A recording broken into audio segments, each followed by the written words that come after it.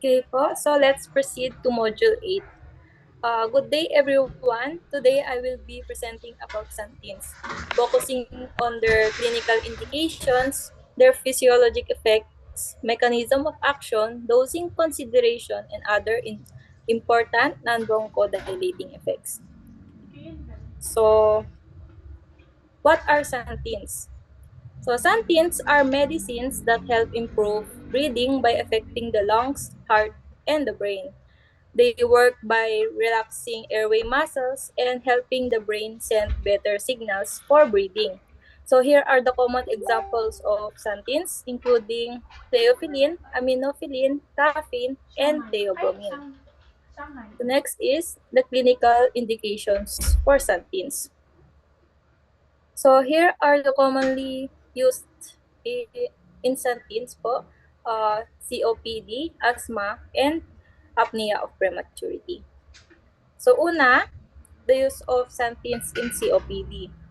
So santines are used in COPD when inhalers alone are not enough. They help the breathing muscles work stronger and reduce the feeling of shortness of breath.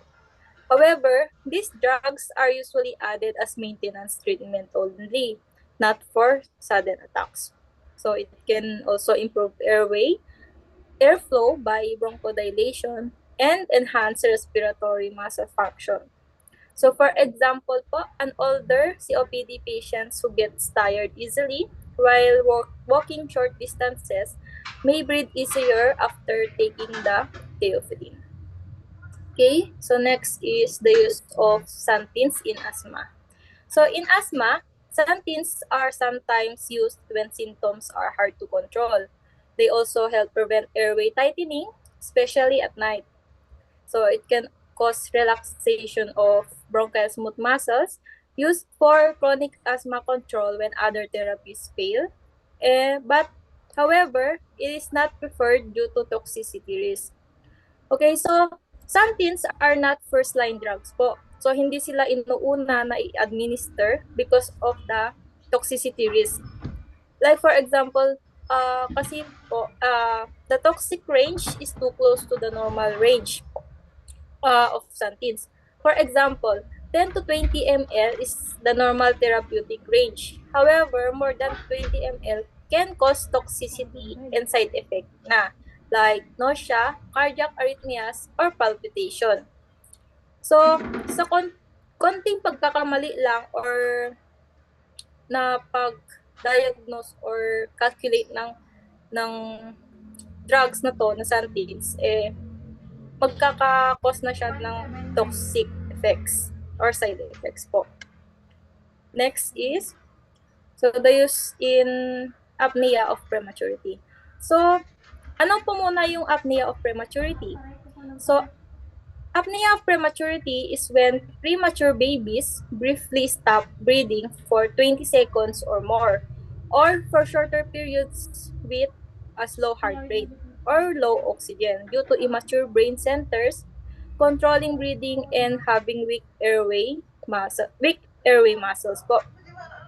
So, the word prematurity na lang po, ito yung mga babies na maagang napapanganak. So, of course, kapag premature pa yung baby, madami pong underdeveloped na organs, especially the respiratory system po ng baby. So, santines like caffeine are commonly used in premature babies because they can stimulate the brain to remind the baby to breathe regularly. So, this also help reduce episodes where the baby stops breathing. Okay po. So, next is the general physiologic effects of santines.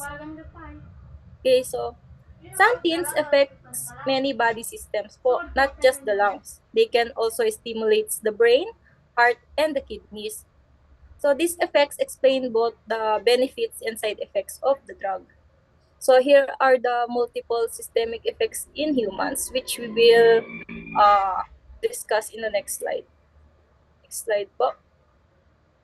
So first is the CNS stimulation. So santines stimulate the central nervous system. This makes a person feel more alert and awake. However, too much stimulation can cause nervousness or tremors. So, for example po, kapag magre-review na po tayo sa gabi for upcoming exam or quizzes, syempre, iinom po tayo ng coffee para hindi tayo maantok. So, yun po yung effect ng caffeine sa system po natin para hindi po tayo maantok and stay alert habang nagre-review po tayo. So of course, too much drinking of coffee can cause shaking and palpitations po. So naranasan na po natin yan. So okay, so next po is cardiac muscle stimulation. So statins increase heart rate and heart contraction. This helps improve blood flow but can also cause palpitations also. So patients with heart problems must be monitored carefully. Okay, for example, a patient may feel their heart racing after a high dose ng statins na tinitake po nila. Next po. Okay, so diuresis. So statins increase urine production. This happens because they reduce kidney reabsorption of water. So we may urinate more often after drinking coffee. Okay, so lastly, smooth muscle relaxation. So statins relax smooth muscles in the bronchi, uterus, and blood vessels. This helps airways stay open and improve airflow. Next. Okay, next is proposed theories of activity. So the effects of statins can be explained by several proposed mechanisms of action. So here are the several mechanisms of action. First, inhibition of phosphodiesterase, antagonism of adenosine, and catecholamine release. So first is inhibition of phosphodiesterase. Okay, so statins blocks the phosphodiesterase enzymes. This increases the CAMP levels in cell, and higher CAMP level can help relax airway muscles. For example po, relaxed airway allows easier breathing in asthma after taking statins. So next is antagonism of adenosine.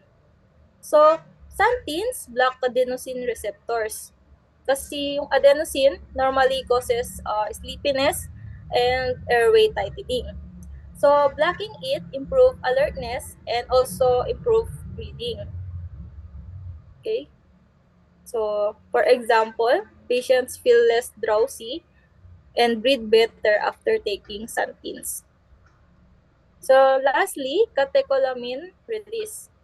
So statins increase release of catecholamines like adrenaline. So adrenaline po, this chemical increases our heart rate and breathing. This also mimics a mild stress response. Okay, next is titrating theophylline doses. So theophylline doses must be adjusted carefully po because small dose changes can cause side effects. Nung sinabi ko po kanina, it has near therapeutic side effects. So, konting changes lang po, magkakaroon na po siya ng toxic effects. So, dosing must be individualized. So, here are the, how to calculate dose of theophylline salts. Okay, next is equivalent doses of theophylline salts. So different forms of theophylline have different strengths. So we must calculate equivalent doses carefully po. Kasi wrong conversion can cause toxicity. Okay, so for example, suppose you want 110 milligram of theophylline monohydrate equivalent. So here are the solution. Mg salt is equals to 100 times 100 divided by 91, which is the percentage of the theophylline, as you can see here in the table, is equals to 110 mg. Okay. Next is the dose, serum levels of theophylline. So theophylline has a narrow therapeutic range. Low levels are ineffective, but high levels are toxic. So here, less than 5 ml has no effect seen. 10 to 20 ml is the therapeutic range, and greater than 20 can cause nausea na. And greater than 30 is cardiac arrhythmias, and greater than 40 to 45 ml is magkaka-seizures na po tayo. Okay, next po is dosage schedules. Okay, so theophylline can be given once or twice daily. Timing affects blood levels and side effects. So, extended release forms help maintain steady levels. So, it is very important to schedule dosing because precise timing ensures consistent drug levels in the blood, maximizing its efficacy in treating conditions like asthma or COPD while minimizing its severe side effects. Okay, so it is very important po na mag-i-schedule yung dosing para po ma-minimize ang side effects po nito. Okay. Next is theophylline toxicity and side effects. So here are the adverse reactions seen with theophylline treatment organized by organ system. So here in central nervous system, ang effect nyo po is headache, anxiety, restlessness, insomnia, tremor, and convulsions. In gastrointestinal system naman, can cause nausea, vomiting, anorexia, abdominal pain, diarrhea, hematemesis, and gastroesophageal reflux. So in respiratory system naman, can cause tachypnea. In cardiovascular system, can cause palpitation, supraventricular tachycardia, ventricular arrhythmias, and hypotension.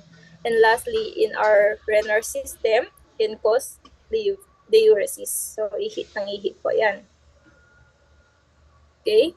So, next is the factors affecting theophylline activity.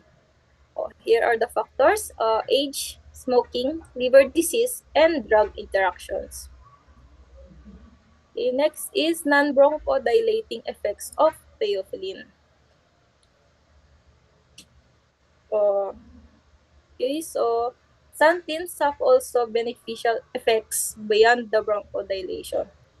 So, sa respiratory muscle strength and endurance, theophylline strengthens the diaphragm.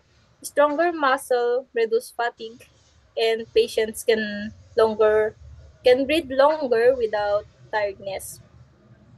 So next is the central ventilatory drive.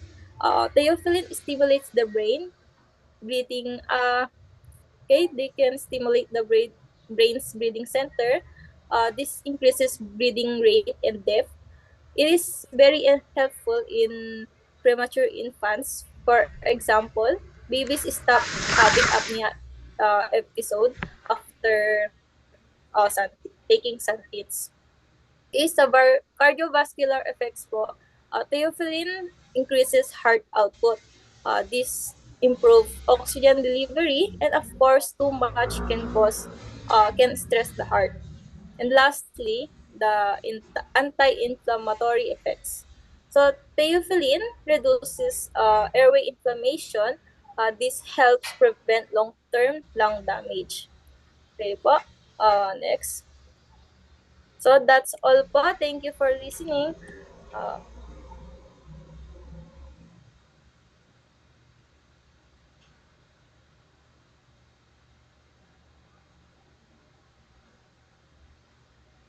Please stop na. Okay na?